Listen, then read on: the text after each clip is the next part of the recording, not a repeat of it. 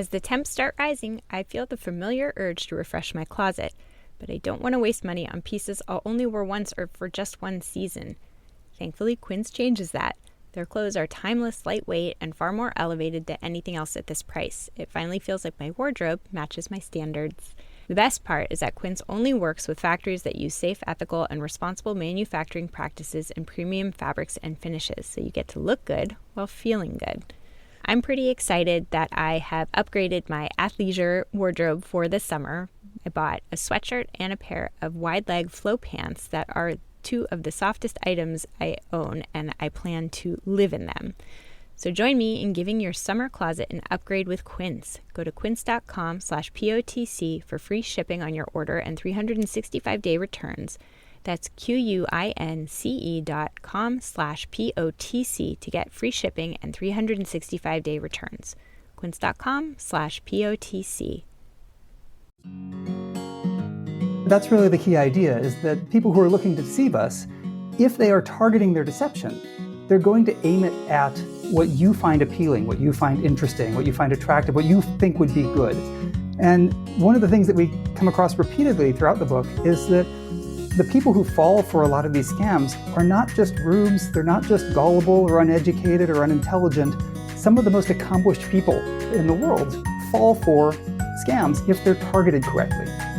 We suggest people ask themselves, sometimes, did I predict this? If something seems like it's exactly what I expected, ask whether you really predicted it. And if so, is it something you should be checking into more carefully to make sure that you're not being, fed something that someone really knows you'll accept without asking questions about it.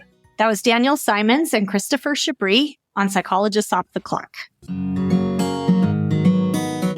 We are three clinical psychologists here to bring you cutting-edge and science-based ideas from psychology to help you flourish in your relationships, work, and health. I'm Dr. Debbie Sorensen, practicing in Mile High, Denver, Colorado, author of Act Daily Journal, the Act Daily Card Deck, and the upcoming book, Act for Burnout. I'm Dr. Yael Schoenbrunn, a Boston-based clinical psychologist, assistant professor at Brown University, and author of the book Work, Parent, Thrive. And from coastal New England, I'm Dr. Jill Stoddard, author of Be Mighty, the Big Book of Act Metaphors, and the upcoming Imposter No More. We hope you take what you learn here to build a rich and meaningful life. Thank you for listening to Psychologists Off the Clock. Hi, this is Debbie. We're here today to talk with Daniel Simons and Christopher Chabris about a brand new book that is hot off the presses. It's called Nobody's Fool: Why We Get Taken In and What We Can Do About It. And these are two cognitive scientists who understand, how we think about the world and who have written this book to help us all be aware of potentially getting scammed, duped, cheated, etc. And they give us some really helpful insight and advice about what to look for. And I'm here with Yael today, who has listened to the episode. Yael, what are your thoughts? Yeah, who has listened to the episode and is a huge fan. And as you mentioned in your conversation with them, I looked at our spreadsheet where we track what episodes we're preparing for. And I was like, oh my God, you're interviewing the Invisible Gorilla guys. Because I had literally just finished their book, their first book, which is a terrific read. And I was so excited because this topic is so fascinating to me. This idea of how we process information, how the processes of our minds can cause us to miss important cues, to overvalue certain information, and to completely disregard other information that actually would be quite helpful. And so they're talking about it in this domain of, how do we protect ourselves from being taken advantage of? And that's so important. You guys mentioned in your conversation the story of Theranos with Elizabeth Holmes, and I went through like an obsessive streak about it. I listened to this entire podcast about it. I watched The Dropout with Amanda Seyfried. I just think the whole story is fascinating, how this young, brilliant woman convinced so many people to invest in her company, convinced so many patients that she was doing good for the world and taking care of them when the evidence was really to the contrary. And yet what's so interesting is there was evidence all along the way that people picked up on that there was something amiss. And yet by and large, nobody took it very seriously and she kept pushing forward. And the science that they share is so fascinating, both in terms of how that happens and how we can protect ourselves. But one point that I wanted to make, and the science is clear on this too, is that the answer isn't to get super paranoid that everyone's going to take advantage of you, because by and large, people are good and people are not out there to take advantage of other people. And most people really are trustworthy.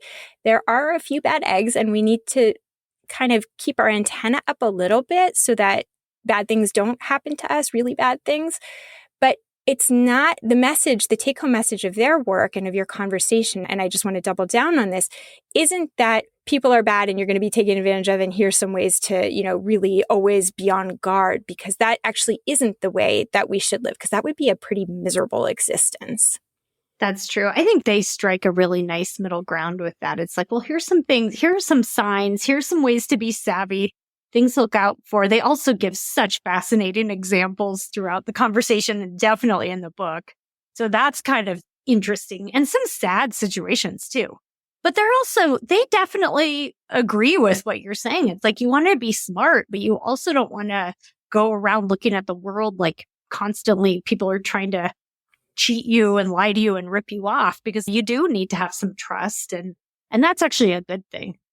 Yeah, and trust is warranted for the most part. And I hope people listen all the way to the end, because you ask them sort of what are some practical, realistic ways that you can put in some safeguards against people who might take advantage of you. And they offer some really cool strategies that are ones that you can sort of place into your system, but that aren't going to cause you to just be on paranoid high alert all the time, which is not what we want. I mean, that isn't the healthy way to have relationships, or even to consider new opportunities, right? We do want to have a modicum of awareness that, there is risk attached to every choice, and that we should be thoughtful and considerate, but going to the level of feeling like everyone that we encounter is going to take advantage of us is not the take-home message. So it's a great conversation. I'm excited to read the book, and I'm really hoping that I have a chance to talk with them at some point, because I think their work is just so fascinating. It is. And if you are intrigued by what Yael was saying earlier about their first book, The Invisible Gorilla, and if you're not familiar with the gorilla experiments, look it up, YouTube it. It's bizarre. YouTube it. And also, about 11 years ago, I interviewed Christopher Chabris, one of our guests today, about their previous book, which is called The Invisible Gorilla, on a different podcast called New Books Network. And that's where I got my start as a podcaster. And so we're going to actually re-release that next week.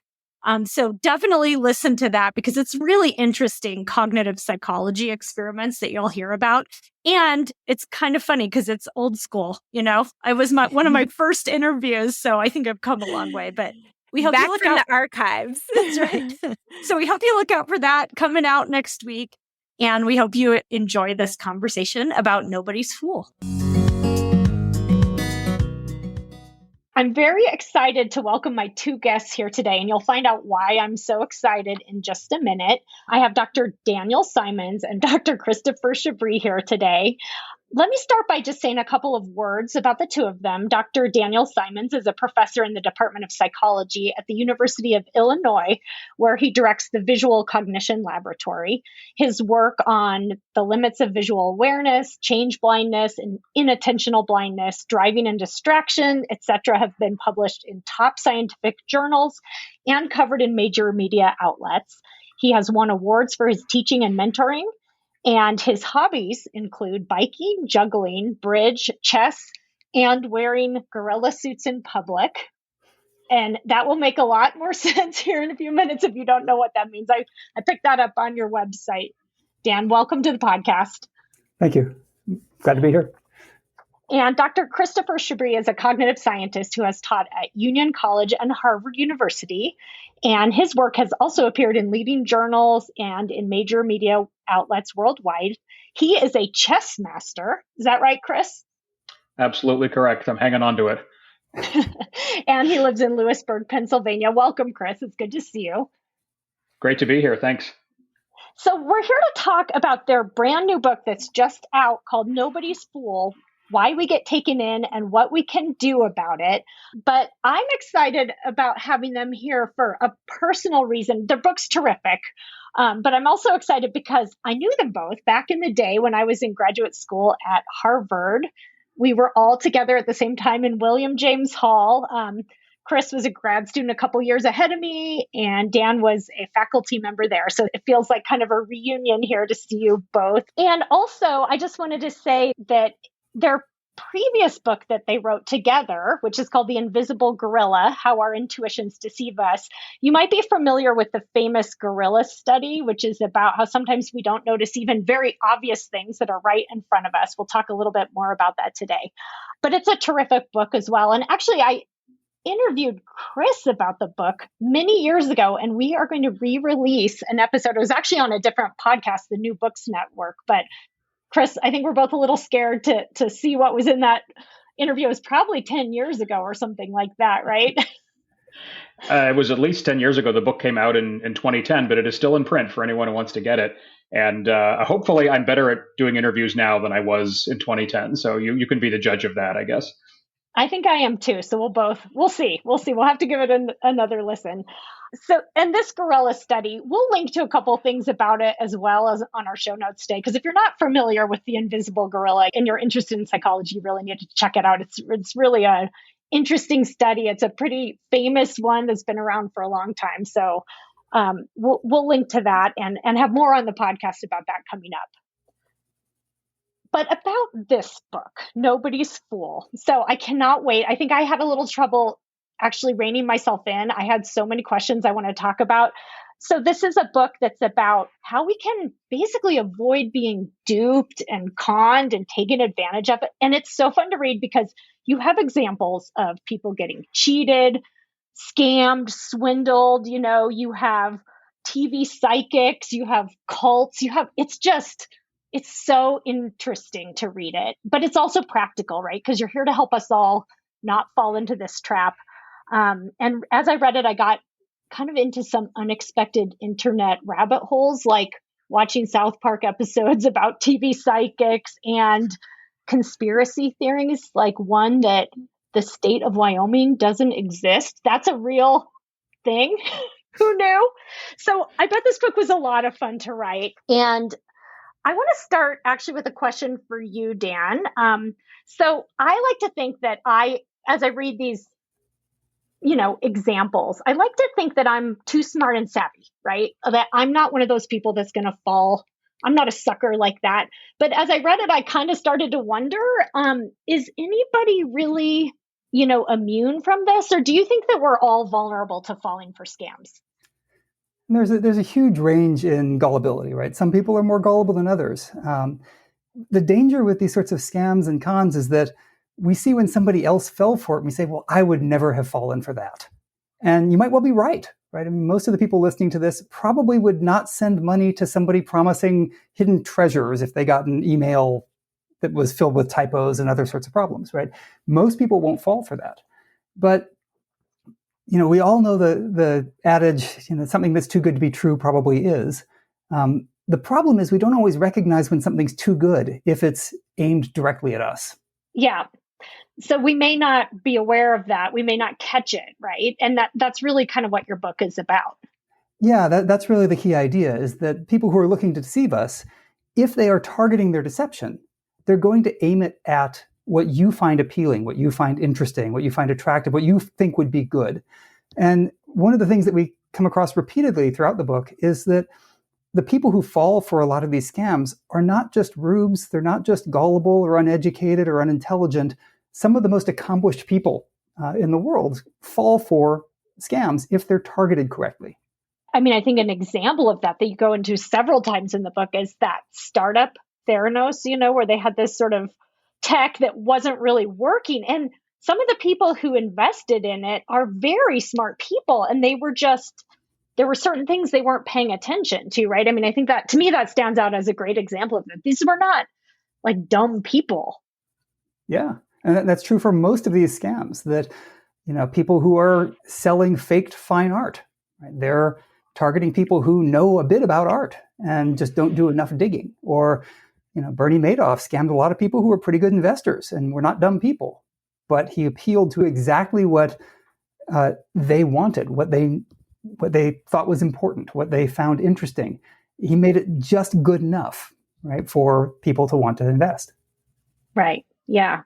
Well, and I think that part of your book is about helping people be a bit more savvy. And I think books like this, your book, definitely, I think I'm going to be a lot more aware moving forward of some of the ways that this could happen to anyone. It actually reminds me, I don't know if the two of you have probably read at some point, do you know Cialdini's book, Influence, the Psychology of Persuasion, which is about how people kind of market to us and persuade us. And since I've read that book, I'll catch it sometimes, right? Like, oh, this is the foot in the door technique. I'm not falling for it. And so I'm thinking reading your book, and I'm wondering if you could both talk about this a little bit. Can you give some examples of how, when you're writing this book and researching it, maybe you became a little bit more savvy yourselves? I can't think of any scams that I haven't fallen into because I haven't fallen into them. So it's hard to say like, oh, I managed to avoid this one. And if I had just answered that email, I would have lost, all my money or something. That's a kind of a hard question to answer. But I do think that having especially looked through, as you mentioned earlier, so many different types of scams in so many different industries and fields and so on, I have a heightened awareness of how to perceive communications that we get, messages we get, news headlines, advertisements, all kinds of situations. And I sort of organize them in my mind in terms of the framework that we develop in the book. And I now think, there's an example of this. In fact, I just texted Dan something yesterday and I said, here's an example of chapter 5 or something like that, which just happened yesterday, but it's not in the book, obviously, but I'm sort of thinking in those terms now. And I think maybe readers will gradually start to see the world in that way, which could be useful to sort of, as with Cialdini, sort of see through what's on the surface to what they're trying to present to you that might actually, influence you to, in this case, to fall into a con or a scam or a trap of some sort. Yeah. Even those low level things like, a sales pitch or a news article. So it doesn't have to be a major Ponzi scheme, but it's like just kind of that critical eye toward what you're reading. Yes, exactly. Maybe Dan will have more to say about this, but there's a lot of hype now about artificial intelligence and language models and so on. And I think having studied all of the ways people try to, get people to fall for things, you sort of see some of the aspects of scams and cons in the way people are promoting this now. Obviously, there's a lot of interesting reality to new technology and so on, but there's always sort of there's always sort of also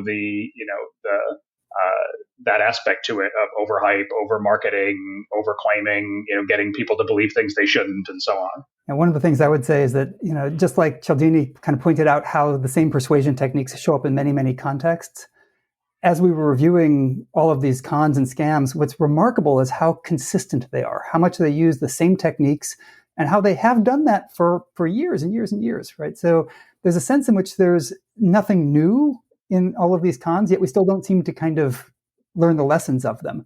And partly that's because they come with slight twists each time. So it's never exactly the same thing. It's a new variant of the same thing. And as Chris mentioned, one of the things that's really interesting right now is that there will be new kinds of cons and scams and deceit that will still rely on the same sorts of techniques to trick us. And AI is one of those that has potential. So you might have heard of a relatively recent scam in which people call up somebody's grandparents and say, your grandson or granddaughter has been in a car accident.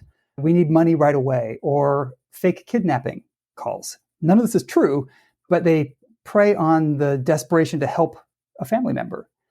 Well, think about what AI can do for this. Right? As you can now do voice synthesis, you could actually have that call coming from what seems like the actual person.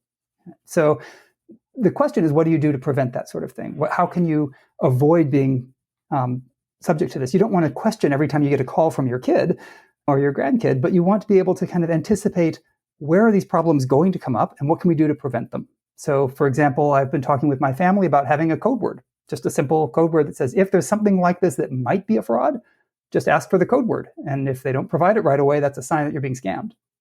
And that's really important for people who might otherwise want to react immediately, want to jump right in and help.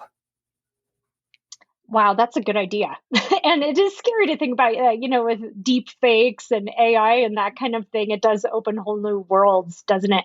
And I mean, but it's the same version of something people have been doing for a long time where they pretend like the head of accounting is calling and they need you to channel money here or there. I mean, I used to work at the VA and they would train us on that. If someone calls and it tells you to look at a patient's records, do not do it.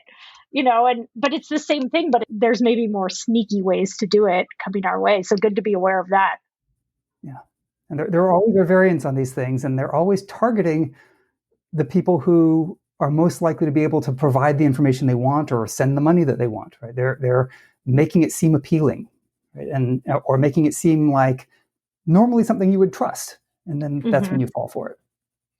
Well, speaking of, you're both cognitive scientists, so you're very aware of how the mind works and curious about that and have been researching the human mind for a long time. And there are so many examples in your book of these thinking patterns. And, some of them are shortcuts and cognitive shortcuts that we take all the time. And in some circumstances, they're actually really helpful to us. But those very same helpful cognitive strategies can sometimes make us vulnerable. Chris, I was wondering if you could give us an example of one of those types of cognitive strategies. Certainly. So the one that I like to start with, and in fact, the book starts with it, is one that we rarely ever even think about, but is ubiquitous in our daily lives and sort of necessary to just be able to carry on functioning at all in the world. And that's called truth bias. So truth bias is the idea that we're biased to assume or believe that whatever someone tells us, shows us, says to us is true. It's really that simple. This is why when you go down the aisle in the supermarket and you look at the prices on the shelves, you don't say, I wonder if it's really $5.39 for that loaf of bread, or if they're going to charge me something else at the checkout line. This is why when you can have a conversation with someone, you don't constantly pause to calculate, are they lying to me right now? Are they lying to me right now? You actually just assume that whatever they're telling you is true. Of course, you can later on analyze it and so on, but just in order to get by moment, through the day, we sort of operate under a truth bias. And there are philosophers and psychologists who argue that sort of this is required in order to have a functioning society, to coordinate our behavior. We sort of have to not be maximally skeptical. Imagine going through your day without that kind of bias. You would just get trapped in sort of like the worst kind of parody of obsessive compulsive disorder, always checking everything, checking, and never actually moving forward. Yeah, you'd be paranoid, right? You'd be kind of constantly looking out for, yeah. Sure. I think that the wheels would grind to a halt in a sense, because as one says, you can go down a rabbit hole checking and checking and checking and checking. So we sort of make a constant assumption that what we're seeing is true. And of course, people who deliberately deceive you are exploiting that bias, first of all.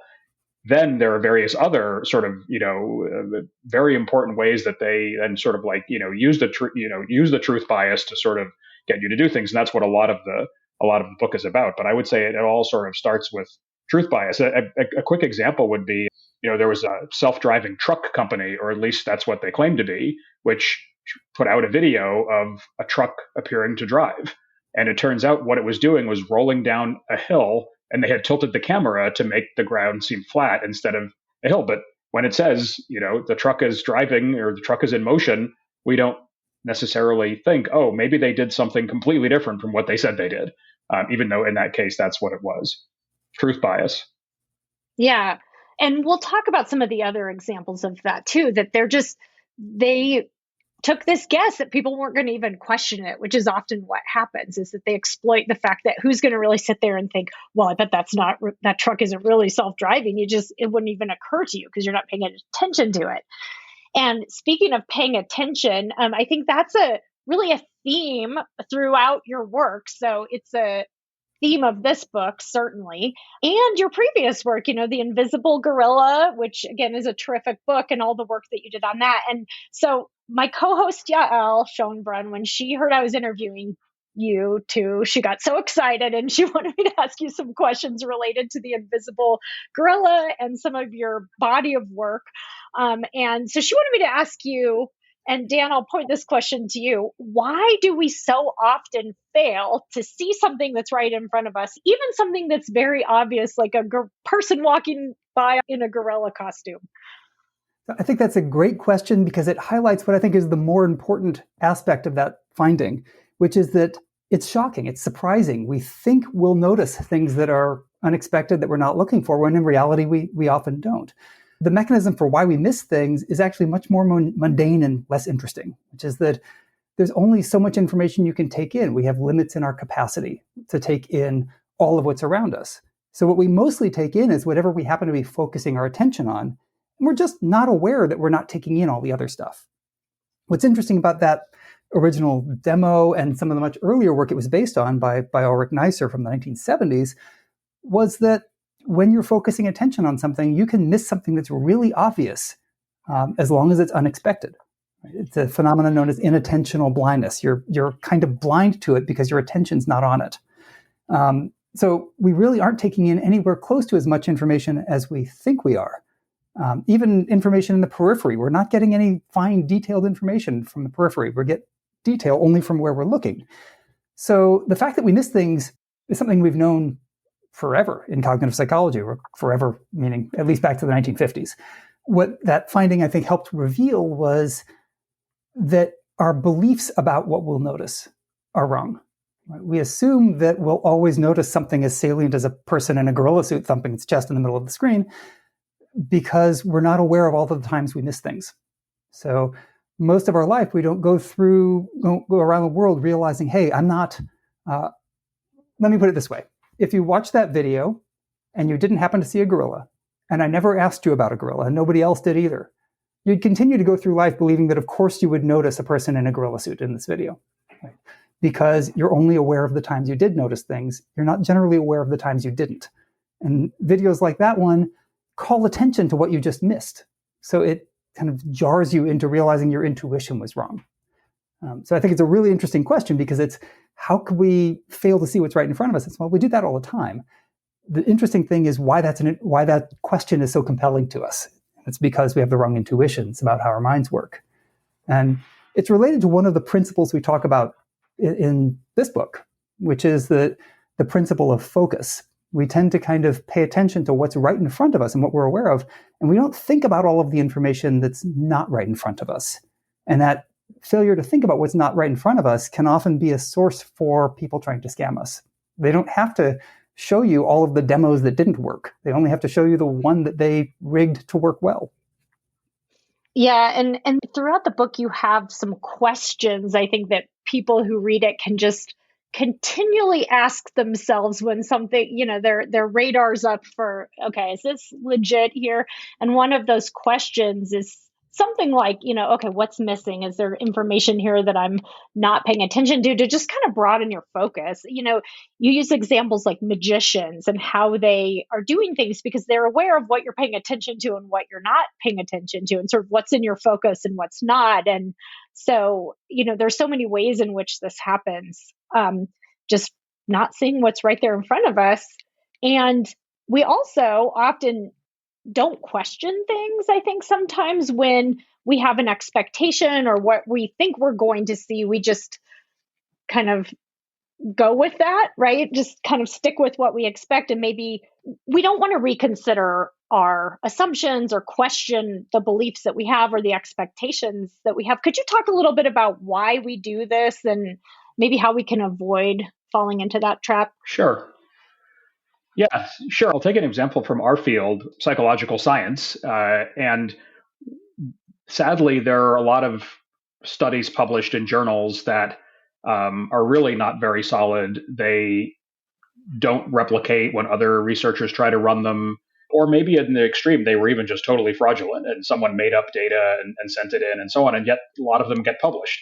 The field has gotten a lot better about that, I think, in the last 10 or 15 years. But in the book, we asked, why did sort of so many of these things get published, including by people who were serial fraudsters who, have since retracted like 55 papers. Why did their papers get published in the first place? And I think one of the main reasons is that the results they presented in their papers were exactly what the reviewers and the editors of the journals and the other people in that field expected to see. So they were new experiments, but they didn't deliver any results that weren't sort of exactly consistent with what the next logical step would be if all of their underlying theories were correct. we highlight examples from social psychology, but it happens in other fields. It happens in other areas of psychology and other sciences as well. So there's a sort of tremendous satisfaction to seeing what you predicted, come true. Whereas often, if what you predicted or what you expected came true, that could be a red flag that someone's trying to supply you exactly what they know you're looking for and exactly what they know you'll like. So we suggest people ask themselves sometimes, did I predict this? If something seems like it's exactly what I expected, ask whether you really predicted it, and if so, like, is it something you should be checking into more carefully to make sure that you're not being, fed something that someone really knows you'll accept without asking questions about it. I am pretty sure I fall into that one quite often. and I think it is partly a shortcut because it's kind of like, okay, that makes sense to me. I'm going to just go with it. It seems reasonable enough. And, maybe you should double check on that. But I think, even sometimes people can be presented with evidence that actually this is not, whatever you're doing isn't effective or something. And they'll dismiss it. It's like, well, I don't care, that they won't believe you. Yeah, exactly. And, one person's expectation is another person's, shocking surprise, right? Depending on what their prior beliefs are. So this sort of gets back to the tailoring of the scam to the individual. If you know what the individual target is expecting, you can construct something that might work great for them, but fall completely flat for somebody else. And, a background principle of everything we talk about in the book often is that not every scam is intended for every person. Right. So often, you'll read these stories of people falling for ridiculous scams. What you don't hear is that they tried that scam on 100 people and it worked really well on one person, and that's enough to keep them in business. Right. Like, you don't have to scam all of the people all the time. You just have to scam enough to make your money and find the people whose expectations or other, background knowledge and so on are what make them the right victim. I was just going to chime in. One of the things about these sorts of predictions that when something meets your predictions, most of the time, that's fine, right? You have to trust that people are being honest brokers. Most scientists aren't frauds. They're not trying to pull one over on you. Most of the time, when something nicely matches an existing theory and rules out a different one, it might just be good science. So it's not necessarily bad that we look for things that are consistent, at least some of the time. It's just that if somebody is trying to deceive you in those rare cases, that's what they're going to do. They're going to make it fit. I mean, the example that comes to mind for that is news, right? And how we all probably have our preferred news sources, but they tell us what we want to hear sometimes. And then we read something from the other news source and we say, well, that's obviously wrong because it doesn't fit my beliefs. So you can see how maybe it gets us into hot water. Yeah, we can't constantly counter and challenge everything that meets our predictions, but we probably should do it more than we do. When something perfectly matches what we're expecting to see, sometimes that's a sign that, maybe it's not quite right. So I want to do a sort of a fun example. Okay, so Dan, I read this article in the news that there's a 106-year-old woman. She just turned 106, and so they interviewed her. And I read that she starts each day by eating bacon, and she has 2 cocktails every evening. And so I think, well, I really would love to live to be 106. I'm going to start eating bacon every morning and having 2 cocktails every night. So, okay, what's wrong with that? What's the problem with that assumption I'm making here? Well, so you have to think about what's missing from that story. So how many people did they not interview who also ate bacon and had 2 cocktails and died when they were 45 of a heart attack, right? What's the rate of success for that strategy? And is it better than the rate of success for people who didn't eat bacon and didn't drink cocktails? You can't determine that without knowing all of the information that you're missing. And this is a pervasive problem, right? This is something that you see in many business books where the focus is on, hey, look at this really successful CEO. Here are all the things they did to become successful. You should emulate that. Like, you have to think, okay, how many people tried those things and crashed and burned? How many people tried them and succeeded? How many people didn't try them and succeeded? And how many people didn't try them and crashed and burned? Unless you know all of those things, you have no idea whether what they did caused their success or even contributed to it. It might have actually been the wrong thing to do. So you have to think about the information that you're not being presented. It's like that truck demo. You have to think, are there other demos that they tried that just didn't work? Right? And that one didn't work either because it was faked. But anytime you see a demo, anytime you see that sort of a case of a single example of a success, you have to ask yourself, how many failures were there? And how many other things were tried that didn't succeed? And how many things weren't tried at all? I'm so glad you connected it to those business books. I know exactly what you're talking about, right? It's like, well, this CEO wakes up at 5 a.m. and takes a cold shower and does a headstand, so you should do that too. Or, there are those unicorn startup companies. They're one in, how many thousands don't make it, but this one makes it. And so then everybody tries to say, well, what exactly did they do? And let's do that. And probably so many other companies did the same thing and didn't get off the ground, right? And then the eccentricities of that particular founder or Right. CEO become enshrined as the way to do things. So, for example, there's a famous story about Amazon that Jeff Bezos banned PowerPoint, and everybody has to write a 6-page memo and circulate it in advance, and everyone reads it in advance and so on. And I don't know, it sounds appealing to me because I like to read and everyone's annoyed by PowerPoint, but what do you think the chances are that this has more to do with his personality and maybe some of the people around him and so on? And you can't just like airlift that practice into any other organization and expect that suddenly you're going to be, certainly not as successful as Amazon, but even a tenth as successful just because of that one thing. Yeah, this is all over the place. And there's an assumption we sort of tend to make in encountering this kind of information that what we're being shown is not only true, but representative. Right. So that 106-year-old woman is representative of all the 106-year-old women, which we'd all like to get to that age. Right. Or that video that we saw is representative of all the times that you try to use the product or something like that, as opposed to the one time that it did something that actually worked. And we go into a lot of this in more detail in the book and try to give people sort of some simple tools for thinking about this kind of information, filling in the missing data, that you don't have. Even if you can't fill it in, just realizing that you don't have it and what its implications could be is the key, I think. Yeah. And one of the reasons maybe that we sometimes don't do that extra research or ask more questions is just because it is time consuming, right? And to always question and to do research and look into things and check, is this reliable? Is there more to this? It takes time, and sometimes it's most certainly not worth it. And the example that I thought of is, you have to read the terms and conditions of everything under the sun. And it's like, yeah, I'm not going to spend an hour of my time doing that because I'm just going to assume that they're not out there scamming me, But there are times when the stakes are high and it really is a good use of your time to make sure that this is legit. So when the stakes are high, Chris, what are some of the questions we should be asking, or how should we be trying to make sure here that we're not getting cheated? So this is a tough one. It's the most important thing is to remember that asking questions is okay, and you can ask them to yourself, or you can even ask them out loud, or in writing or whatever to the people you're dealing with. But I think often there's a pressure to sort of be decisive, act quickly, not reveal our lack of confidence or our lack of knowledge or something like that. And certainly, again, going back to the business literature, there are lots of business books that celebrate leaders who were able to make, quick, intuitive decisions, and somehow they were always right all the time. That latter part is survivor bias, right? We're only writing books about them because they were always right all the time. So, right, they flipped a coin heads 10 times in a row, and therefore they got a book written about them.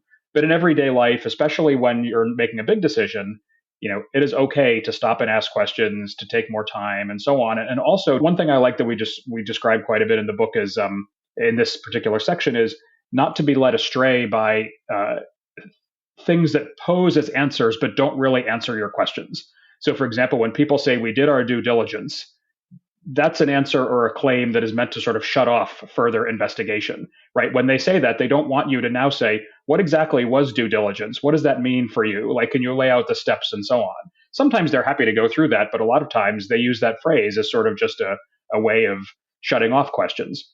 When people say that things have been vetted or authenticated and so on, like those are all sort of vague words, right, that don't really tell you what's really going on. So I think, what else can you tell me? Can you tell me more about that?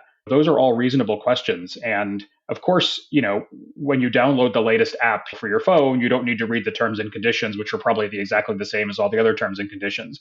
But when you're investing millions of dollars, in a real estate deal or something like that, I think it does pay to read the fine print. We have some examples in the book where some very sophisticated investors didn't read, the contract and lost big just literally because they didn't read the entire contract. It's a cliche almost, but asking more questions and sort of holding back the need for efficiency can really make a difference. And again, as with most of these, being efficient isn't a bad thing. Most of the time we want to be efficient, and most of the time it works well. It's only when it's a high stakes situation that you really need to be careful. I mean, you can be pretty confident that the terms and conditions of an app on a major company's app store have been vetted by other people already, right? Whereas the deal that you're making for the first time, maybe not. Or if you say you want to invest all of your savings with some company, if it's a giant company, probably their terms and conditions are established.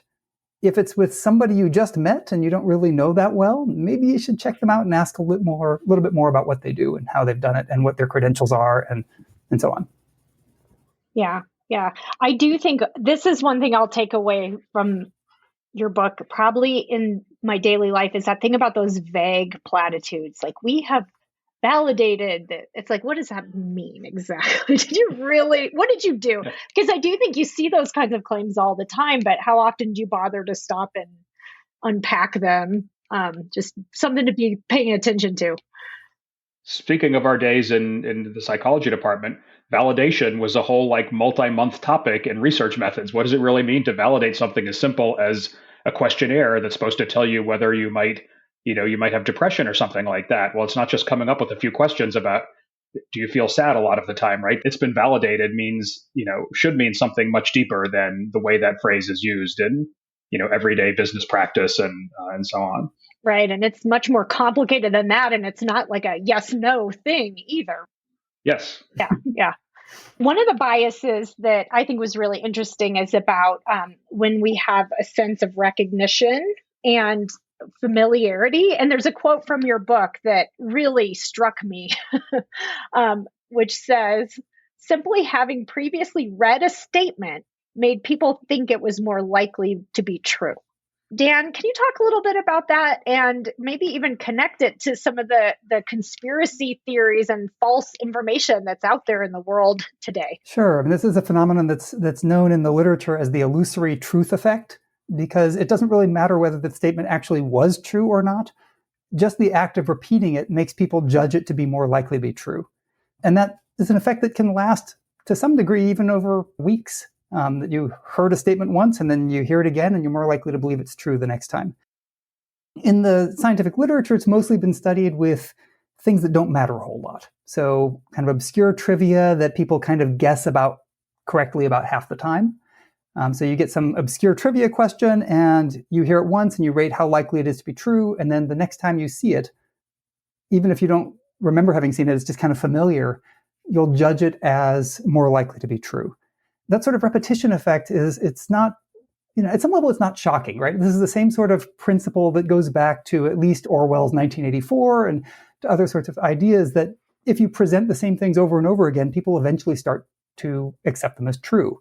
It's kind of the basis of things like gaslighting, right? That it's said over and over again, you stop questioning it every single time because it's now familiar.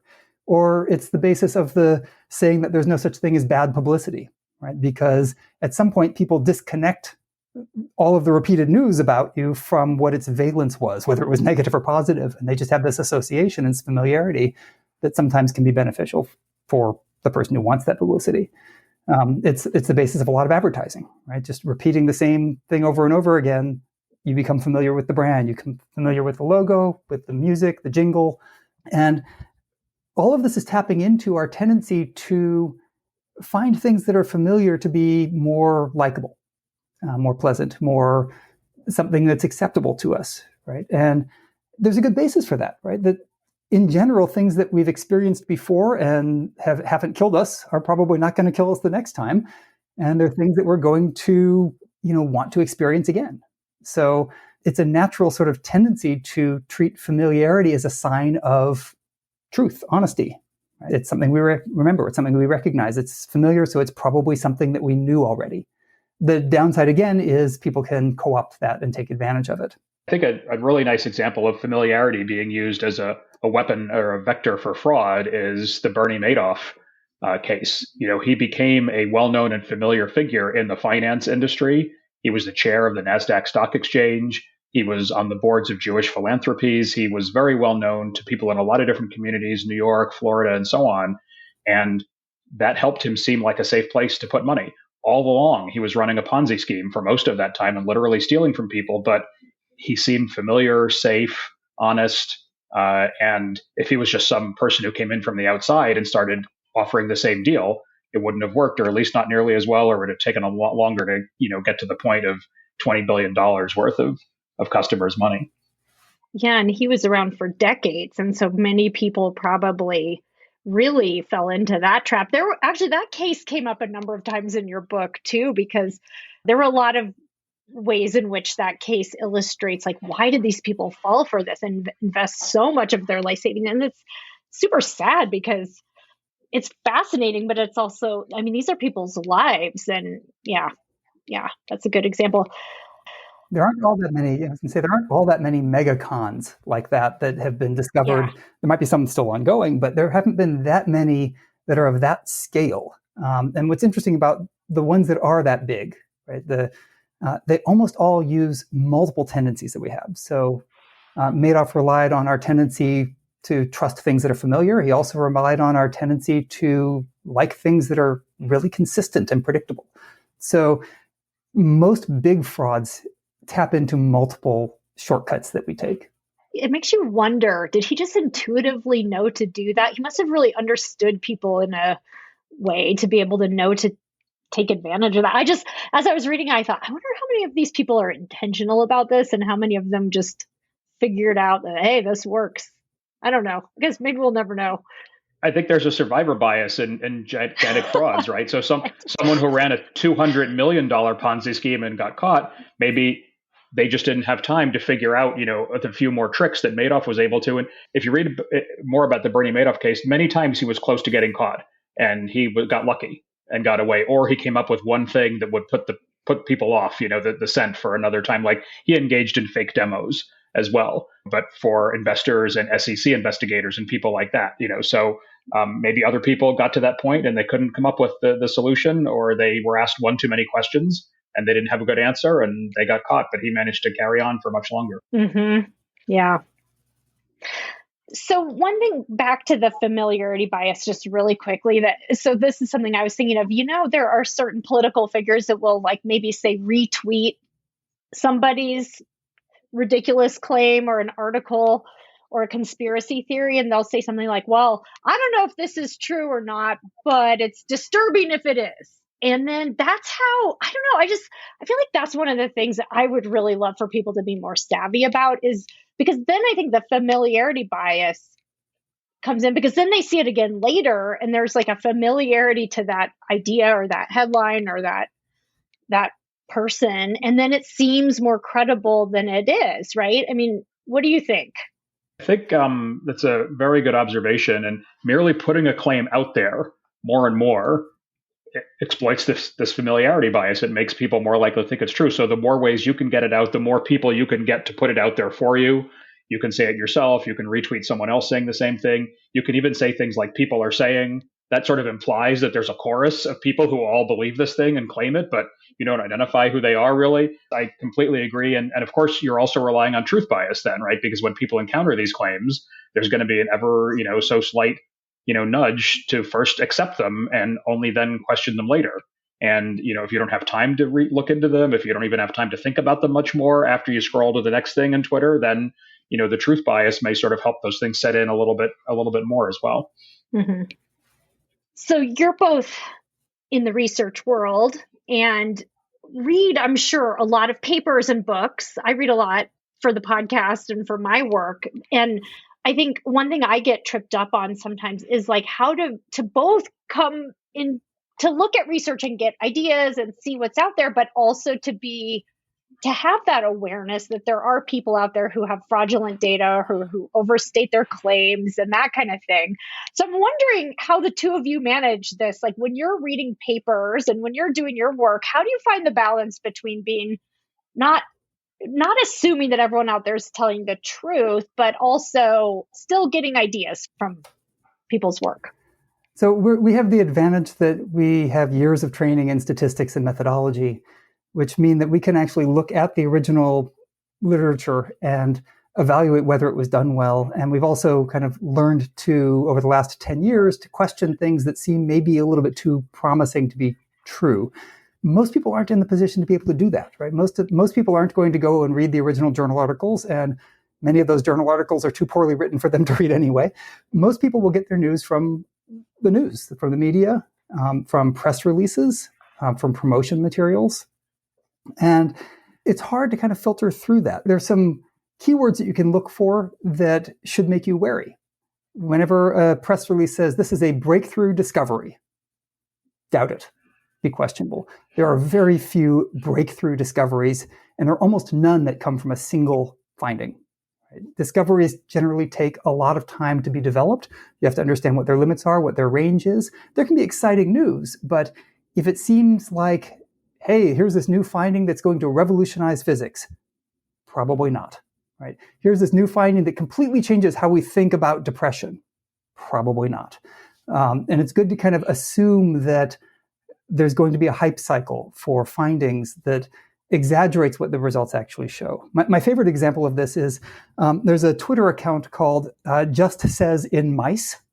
And that's all it says. It just says in mice in all caps. And what it takes are articles that were published in the scientific literature, say, for example, gender differences in drug use, right, or adolescent drug addiction. And what it doesn't say is that adolescent rats or mice, right, and gender differences mean the sex differences between male and female mice. It has nothing to do with adolescent humans, right? It's a study in mice. So this is pervasive, right? You'll see media coverage of stories that were from studies in mice and have nothing to do with people, but the way they're framed is a breakthrough in the understanding of how to treat people. Right? That's kind of the most egregious example of this, but things like it's a discovery, be careful about that. If it's something that, one thing that I like to do with these sorts of findings that are really radical is, if this is such a giant effect, such a big finding, how was it that it wasn't seen before? Right? How is it brand new? And what would it change about the world if it were true? So take something that's an easy case, right? Let's say that you believe there's a paper published on being able to predict the future, right? Some form of psychic ability to predict the future. If that were true, wouldn't it have been discovered before? Wouldn't casinos be going bankrupt? Wouldn't somebody be making a ton of money by predicting the stock market by using that? What would we see as evidence if this were true? And a lot of the sort of shaky findings in psychology that we talk about were ones that, if they were really true, they would radically change our daily experience. Yet our daily experience isn't radically that different than those findings would predict. I think that this actually leads to maybe one of my favorite chapters in the book, which was called Potency. And it's about one of the hooks that gets us, which is, related really to health and wellness in a sense, and I think it's especially interesting to me since I'm a mental health clinician, because I think I'm trying to find ways to help my clients get better, and I want to be healthy in my life.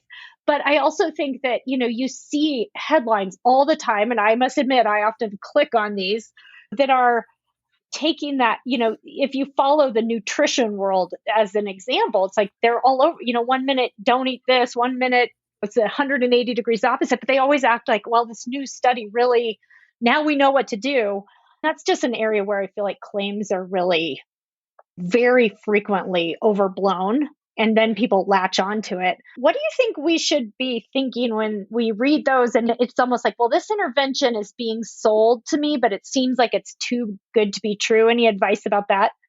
Well, you're starting from the right spot. If you're questioning whether it's too good to be true, then you're already doing the right thing and asking that question about it. The danger is that we often don't question whether it's too good to be true.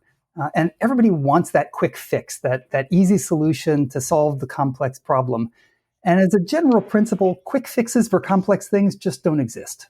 Right? They all take work. We've seen this over and over again with promises of solving really complex problems, like, hey, just do this brain training program and it will stave off the effects of aging on your ability to think and remember. Right? No, it's not going to. right? That there's no quick fix that's going to do that.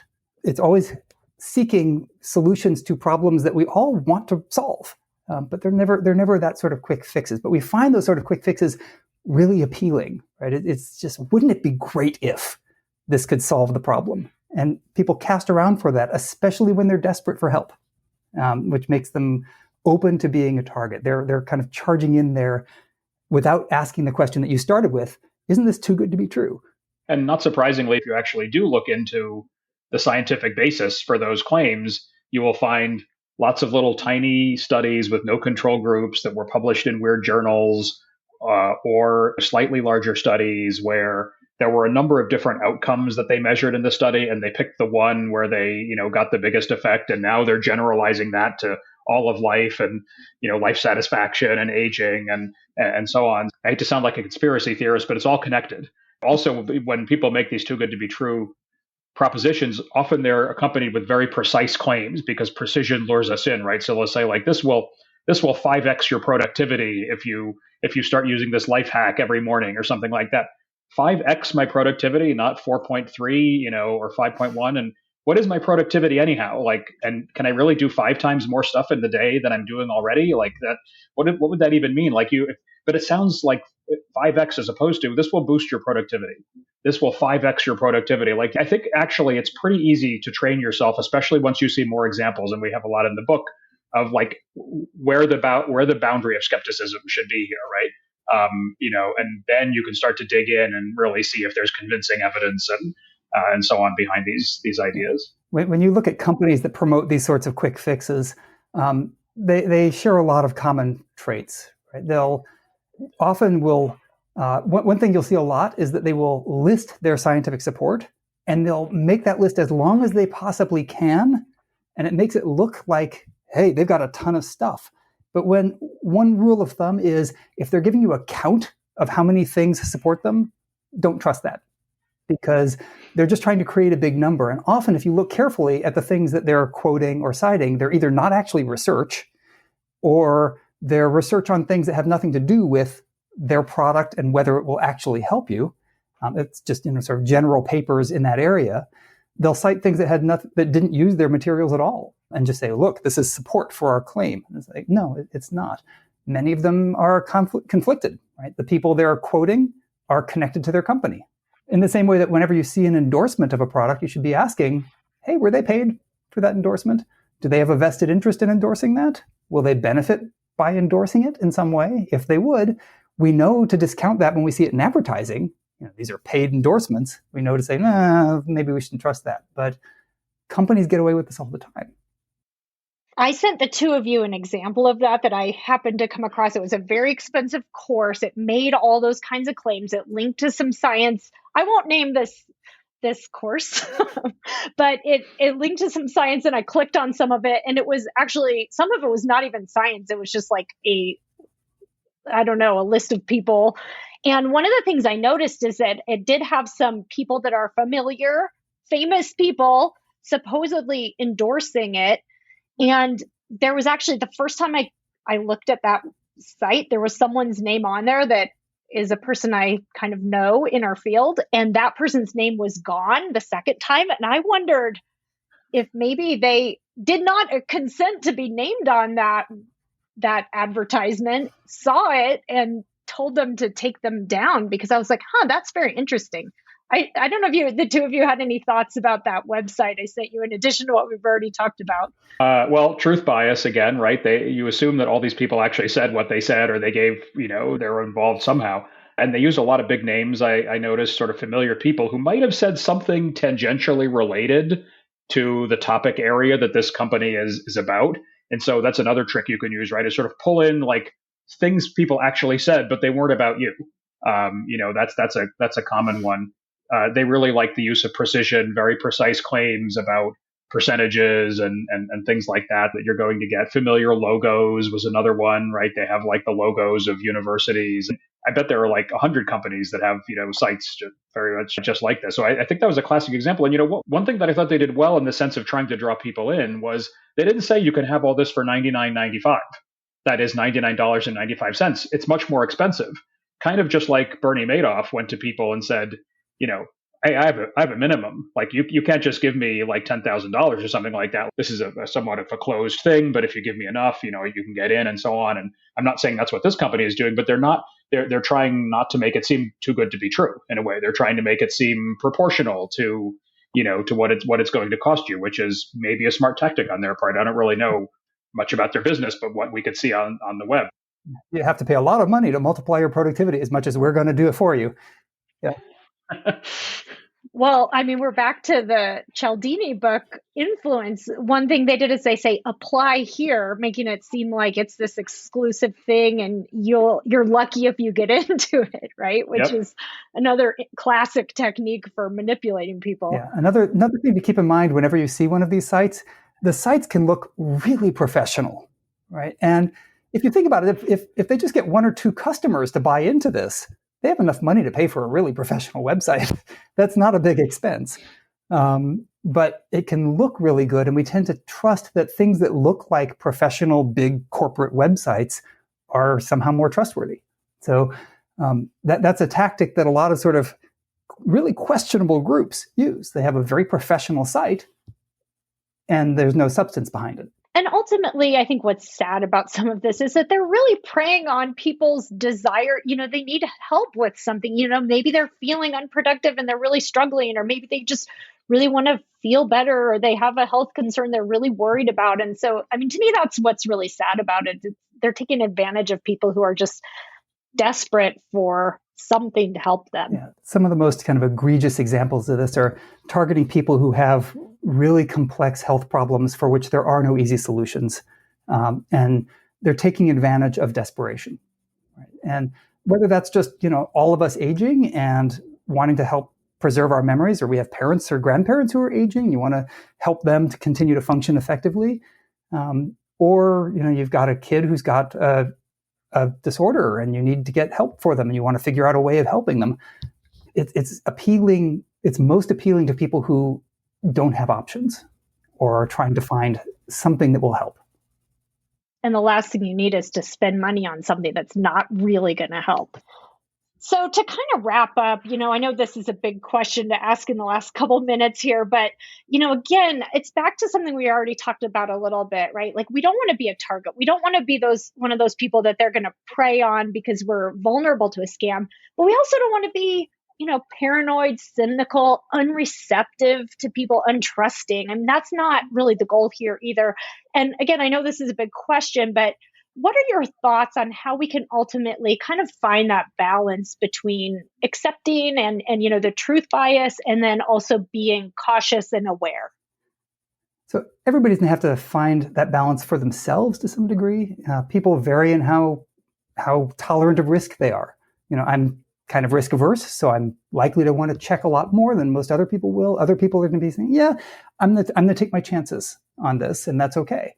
I think the real key is thinking about what are the consequences if I'm wrong, right? And if it's small, then doing your best not to sweat it and not to think about it too much is worthwhile. If you're worried about being scammed by the supermarket and then giving you, changing the prices on the products that you're buying, you might spend all of your time checking every price on the register receipt to make sure it's accurate. If you can afford a mistake of a couple of bucks either way, probably not worth your time, right? Whereas if you are trying to buy a house, it's probably worth your time to check out the details and make sure you're not being scammed. So finding that middle ground, how much are you willing to risk? How much are you willing to face the consequences? And thinking through what those consequences might be can help. But I think the bigger solution to this isn't to try and think about when you need to check every single time. It's to try and anticipate what those consequences would be in advance and preempt them. So take the case for us as researchers. It would be devastating in our lab if it turned out that somebody who was working with us was making up their data, right? But you also can't go through running a lab questioning every time a student sends you a data set, right? You don't want to kind of go through life constantly checking. So the question is, how can you prevent that without constantly not trusting people you work with and not trusting those around you? And one way to do that is just to build in procedures that eliminate that possibility, or at least make it really unlikely. So you can build in cross-checking in your lab. Say, okay, everybody's going to look at the data, and we'll have 2 people run the analysis just to make sure we don't make any mistakes when we submit it. Well, that means you've got multiple people looking at the data. It's less likely that you're going to end up with something that's wrong. Right? Thinking about ways of constructively building in checks so that you don't have problems. One thing that we encounter a lot as teachers is there's a lot of cheating in classes now, and that's only going to get worse with the ability to use things like ChatGPT. So one thing I did for my statistics class is I created a system so that every student gets a unique data set to analyze. Right? So they can't just copy answers from each other because the answers would be badly wrong. Right? And that more or less eliminated the obvious cheating that I was finding in other classes. So I didn't have to check every student. I didn't have to distrust anybody. I set it up so that I didn't have to check. And that can really be helpful in maintaining that sort of a balance so that you're not constantly assuming that everybody's out to get you, because they're not. Most of the time, the sorts of efficient strategies that we use and the sorts of information that we find appealing is good. It's accurate. It's helpful. So we only want to be checking when it really matters.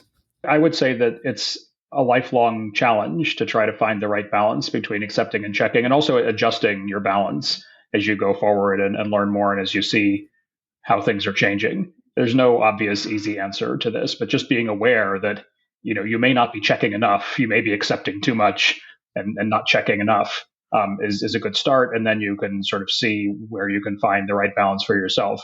Depends on the stakes at which you're dealing. Are you leading an organization or just, working for yourself? Those factors all play into it in different situations, but just being aware that your balance might be off to start with, I think is a good place to begin.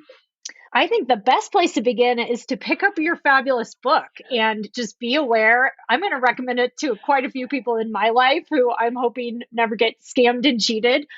Just because I do think, and this is why I'm just grateful for your work and for your book, is that I think just knowing what to pay attention to, having a little bit of awareness can go a long way. So thank you for writing it. And thank you so much for joining us on the podcast today. It's really nice to see you both and great to hear about your work. Thanks for having us on. Thanks. Thank you for listening to Psychologists Off the Clock. If you enjoy our podcast, you can help us out by leaving a review or contributing on Patreon. You can get more psychology tips by subscribing to our newsletter and connecting with us on social media. We'd like to thank our strategic consultant, Michael Harold, and our podcast production manager, Jadine Stout-Williams. This podcast is for informational and entertainment purposes only and is not meant to be a substitute for mental health treatment. If you're having a mental health emergency, dial 911. If you're looking for mental health treatment, please visit the resources page of our website, offtheclockpsych.com.